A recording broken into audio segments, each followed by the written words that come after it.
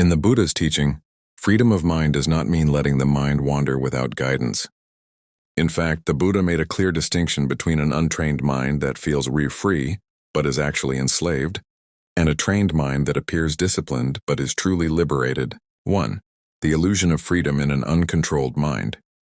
Many people feel that controlling the mind threatens their independence. They believe, if I restrain my thoughts, I lose my freedom. Letting the mind roam is being natural. The Buddha taught that this is a mistaken view. A wandering mind is not free. It is driven by habit, craving, fear, memory, and impulse. Such a mind is constantly pulled by desire toward pleasant objects, aversion toward unpleasant ones, delusion and confusion about what truly leads to well-being. This is not independence. It is bondage to conditioning. The mind unguarded brings suffering, guarded it brings happiness. Dhammapada 2. Right direction versus wrong direction of mind. The Buddha emphasized direction, not suppression. If the mind is proceeding in the correct way, guided by right view, mindfulness, and wisdom, then no forceful control is needed. Such a mind naturally inclines toward calm, compassion, and clarity. If the mind is proceeding in the incorrect way, toward greed, hatred, restlessness, or delusion, then skillful control is necessary. This control is not harsh domination. It is wise steering, like holding reins to guide a horse, using a rudder to steer a boat without guidance. The horse bolts and the boat drifts into danger. 3. Mindfulness as intelligent freedom. Mindfulness sati is the Buddha's solution. It observes the mind without denial. It recognizes unwholesome directions early.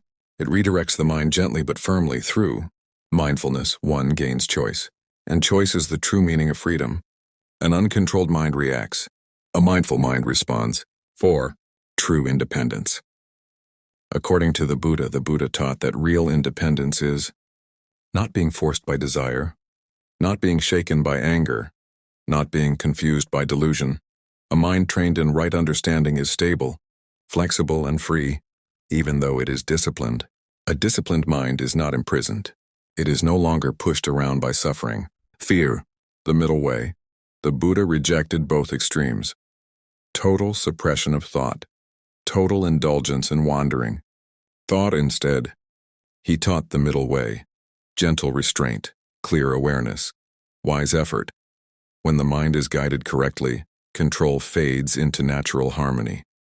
When it is misguided, restraint becomes an act of compassion toward oneself. In essence, the Buddha's teaching reminds us, letting the mind wander is not freedom, it is habit.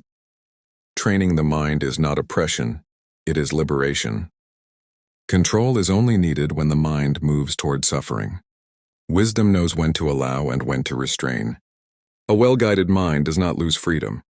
It finally discovers it.